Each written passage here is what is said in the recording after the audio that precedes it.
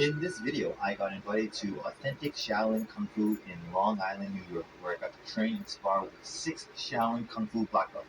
Well, they wear sashes, but it's equivalent in ranking. The first person here is Sifu Greg. This guy is legit. He's been training for 42 years. He started training when he was 13 years old, and he's now 52 years old and still spars more than I do on a weekly basis.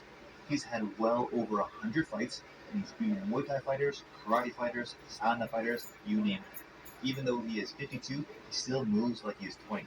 I can't imagine how good he was at his prime. So I can legit say on this day I got my butt kicked by an old man. So I only got to spar him with boxing only, but soon you'll see us use hands, kicks, and knees. And over here, they don't wear shin guards ever. So there was too much sparring footage to make a breakdown for this whole video, but I hope this video educates everyone of the effectiveness of Kung Fu. I think there is a negative perception of Kung Fu due to 2 reasons.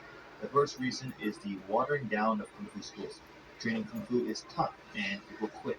Gym owners need to make a living, so to reduce the amount of students leaving, they've made training easier and promoted students easier to motivate them, and so on.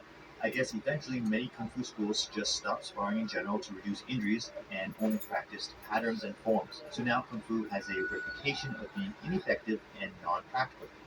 But what makes it ineffective and non-practical is the lack of sparring and practical application, not the martial art itself. It also doesn't help that there are a lot of Chinese action movies that are full of exaggerated, unrealistic action. So growing up, I was always led to believe that Kung Fu sucked. As I started training other martial arts, matured, and gained more experience, I realized that all martial arts are effective. It just depends on who is the one using it. How much do they train? How do they train? How good are they at what they do? Now, I finally encountered some authentic Shaolin Kung Fu where here they spar more than I do. I witnessed firsthand that Kung Fu